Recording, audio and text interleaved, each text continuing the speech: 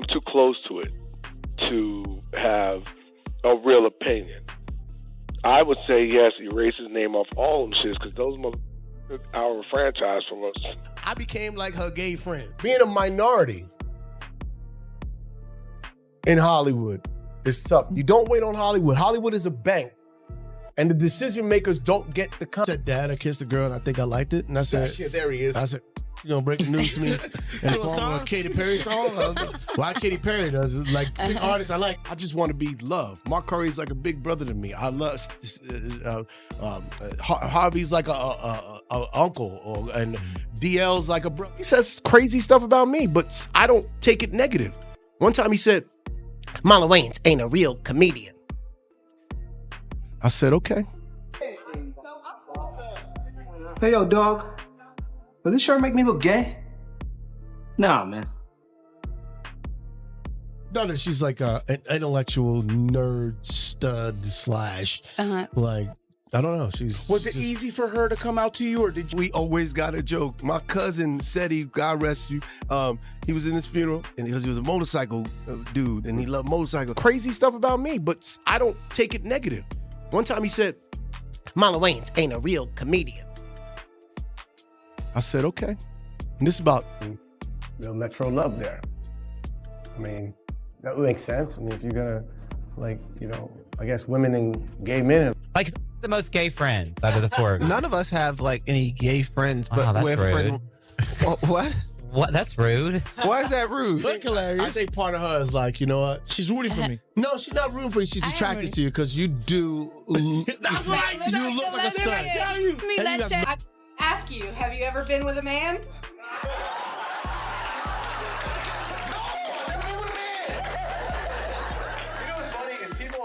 Or text my brother in his worst moment, be like, yo, stay with it. This is, laugh at it. Learn to laugh at this moment because you're going to have many more of these moments. Enjoy them. Because if you take them, you're going to be better. Everything is designed to make you better. And if you are afraid to fail, if you quit, that's when you fail, nigga. Well, Kansas City, I'm going to miss my shows tonight because of a gate agent at United Airlines.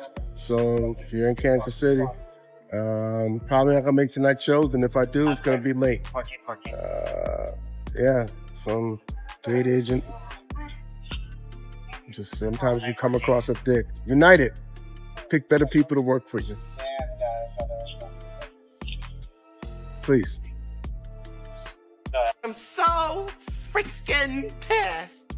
White people call each other. They pick up the phone. They'll argue on the phone, and at the end, they'll pick it up again and go, hey, I got this deal that we should do together. Brothers, we get all mad, we air it out, and we don't, that's why we burn bridges. Right. We don't build bridges. We have to build bridges, not burn them. When you burn them, they don't burn them. They keep their cities popping. We burn our bridges. I don't do that. Ego would tell you all this negative shit to make you not do the deal. Did you speak to any parties before you even, like, did you get permission or did you even ask them about it? I ain't asking them Negroes. Will asked Chris, hey man, can I slap you? And Chris asked Will, hey, you mind if I tell a joke on your wife? No, this is comedy, right?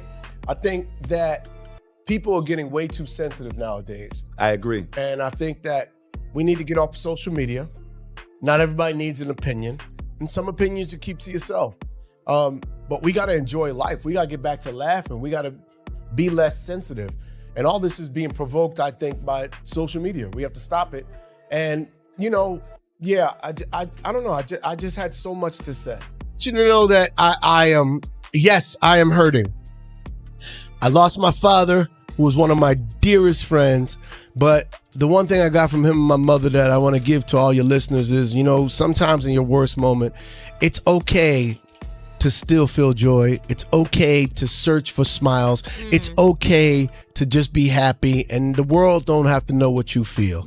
And sometimes you could convince yourself that you're actually happy when you're really broken. And I went on stage and I did stand up.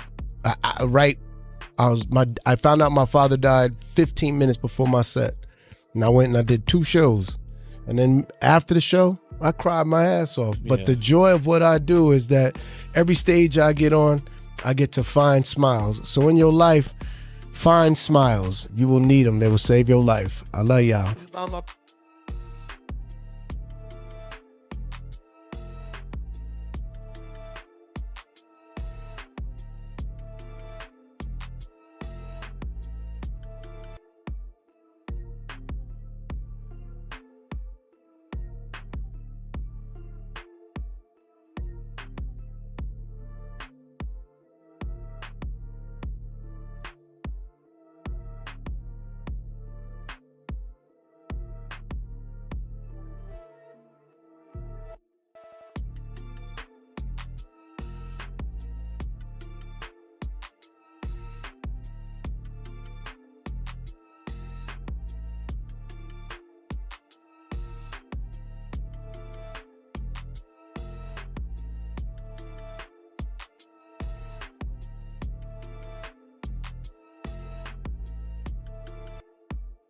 The Wayans brothers continued to make an effect on the industry after Keenen Ivory Wayans left the groundbreaking sketch comedy series In Living Color to air on Fox. He was soon joined by his talented brothers, Damon, Kim Shaw, and Marlon. After In Living Color ended, Keenen transitioned to directing and oversaw the popular comedy Scary Film, while Damon became well known for his parts in TV sitcoms, such as My Kids and Wife. Sean and Marlon were a popular comedy duo that acted in beloved films like White Chicks and Little Man. However, in recent times, the once dominant Wayans family has appeared less visible in the entertainment business. Fans may have noticed this because of factors like shifting priorities, unusual job choices, and public controversies. Regardless, their work journey has been an interesting one, full of both successes and setbacks. In humor, the Wayans family continues to be a familiar name. Although the youngest brother, Marlon Wayans, has been entertaining audiences for more than 30 years, his younger age frequently exposes him to light-hearted taunts from his siblings. Despite having a prosperous solo career, Marlon is constantly surrounded by the Wayans family's heritage. The discussion was not limited to business issues. In addition, Marlon talked openly about his personal experiences, such as the anguish of losing both of his parents, which he addressed in his most recent comedy. Particularly good sadness that, despite the delicate subject matter, shows how humor can be a coping strategy for life's worst situations. When the reporter questioned Marlon's analogy of comparing financial disputes to physical harm, Marlon explained that he was talking metaphorically about how the Wayans family had been financially affected, and he labeled those involved in the deals as terrible people. Despite these difficulties, the Wayans family is still considered Hollywood royalty, especially in the comedy industry. Marlon acknowledges the significant impact of his older brothers, Keenen Ivory and Damon, who helped pave the way for the rest of the family. While Marlon has successfully carved out his own identity, he still plays the part of the younger brother within the Wayans clan. During the promotion of his comedy show in Houston on June 25th, Marlon told a funny story about his brother. When Damon found out they were both playing in Houston at the same time, he was amazed. Marlon offered to open for Damon, but Damon wasn't really excited about the plan. Marlon, imitating Damon's trademark wit, related Damon's caustic rejoinder, "Why are you trying to steal my ticket sales?" A mixture of sibling rivalry and love accompanied Damon's playful refusal. He remembered with fondness the times he was teased by his bigger brother, but one particular incident stuck out. Damon had joked that Marlon should wear a little suit to the Oscars, which Marlon laughed to admit happened at the Emmys, a public gaffe that still hurts. Marlon continued the story, mirroring Damon once more, saying, "No, you're too ugly to be on stage. Stay where you are and let people come see your ugly self at your show at the Bayou Music Center." Despite Damon's constant jabs, though harsh, Damon has always been a significant impact on Marlon, even when he's the target of his brother's jokes, as he humorously and lovingly reminisced on their brotherly bond. Marlon accepts the comedy since it's a necessary component of their dynamic. When thinking back on his connection with his brothers, Marlon Wayans has always taken his sibling rivalry in stride. "Marlon claimed to love me, but since I was my mother's child and got so many embraces, I don't think Damon felt the same way." Laughter has been the glue keeping the Wayans family together through the ups and downs of their sibling dynamics. Bore Ed's tough love taunting, combined with Marlon's jokes about his comedic redemption one day, has made their journey through comedy all the more entertaining. Marlon jokes about saving his time to get back at his brothers until they're too old to retaliate.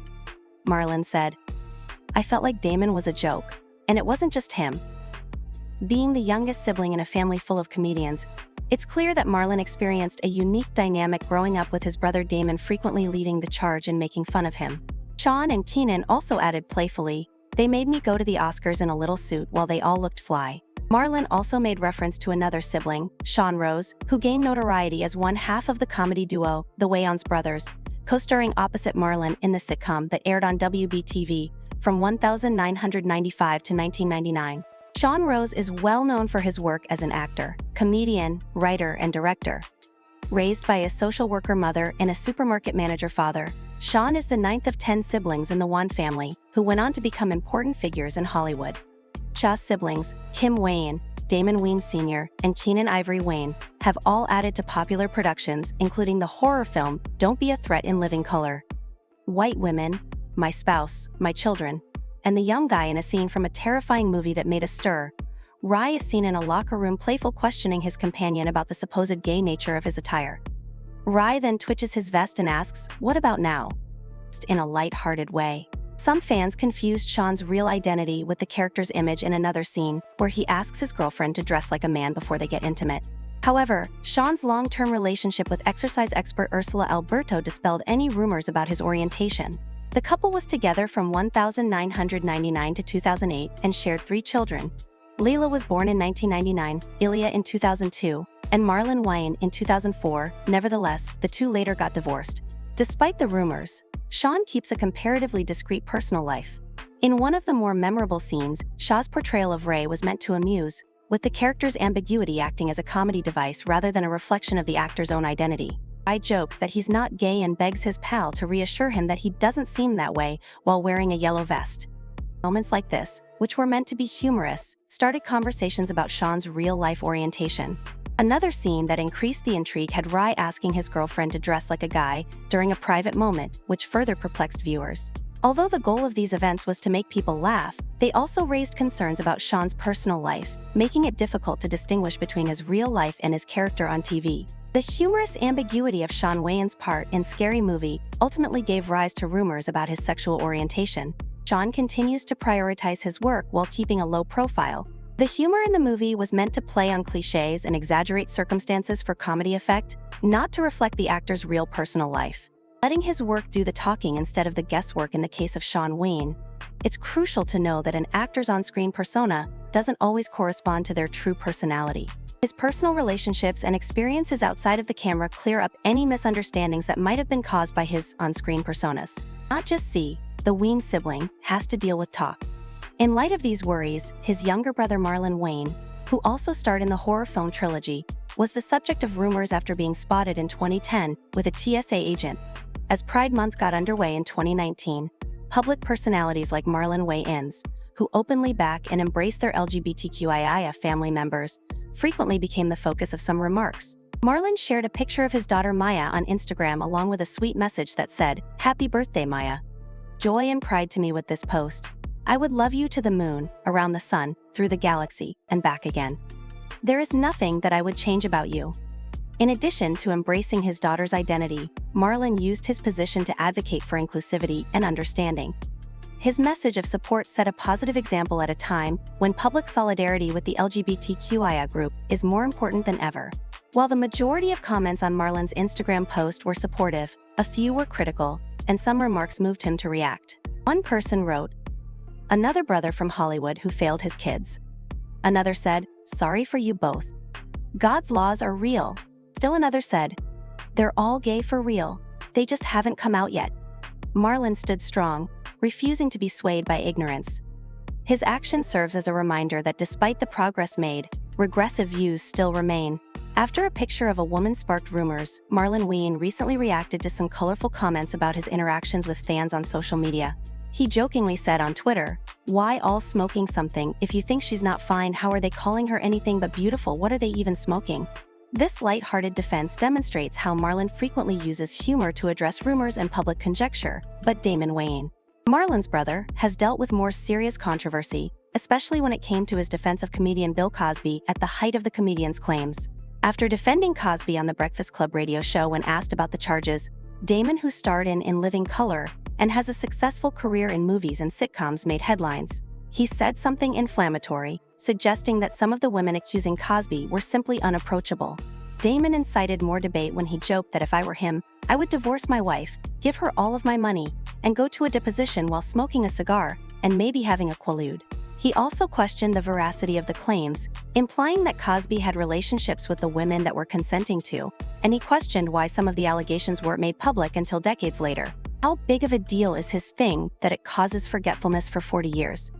When the host of the show noted that some of Cosby's accusers had come forward years earlier, Damon made a joke that incited outrage. Damon didn't back down, questioning their stories and making sarcastic remarks like, "If you listen to them, how many times did it happen? Just listen to what they're saying, some of them are really weak." Although Damon later apologized in a slight way to anyone who may have been a victim, his comments left a lasting negative impression. Bill Cosby was the subject of accusations from over 40 women, which prompted the Los Angeles police to start a criminal investigation. Although no charges were brought at the time, Cosby acknowledged cheating on his wife but denied any criminal activity, insisting that all of their interactions were consensual. Damon's support of Cosby sparked a big social media outcry. Damon was criticized for being contemptuous of women's experiences on Twitter. One person called him a jerk, while another said Damon Wayans has no respect for women. In addition to his support of Cosby, many people found Damon's remarks regarding the scandal insulting, and his defense was criticized for downplaying the seriousness of the accusations. Damon also took issue with what he viewed as a discriminatory approach taken towards Cosby in comparison to other celebrities, such as Woody Allen and Stephen Collins, who were also the subject of claims but did not experience the same degree of public outcry. Damon said that Cosby's public criticism of young black males added to his fall from grace by making him less popular in the black community. Despite his success and longevity, Damon has experienced ups and downs in his work. After his time on In Living Color, he continued to act in movies and television shows. However, his 2006 effort to return to sketch comedy with The Underground, which was billed as In Living Color on steroids, was short-lived. Variety called the show warmed over comedy stew that labors too hard to shock the Wayans brothers. Damon's defense of Cosby and Marlon's answer to rumors about his personal life and fame. The Wayans brothers continue to deal with the difficulties of being in the public eye, and their legacy in the entertainment industry remains important. That's all for today. We'll see you in the next movie. The Wayans family has faced their fair share of public scrutiny, but despite this, they continue to be influential characters in comedy. Rumors about the family are constant. It's unclear how this will impact their future jobs. Until then, bye.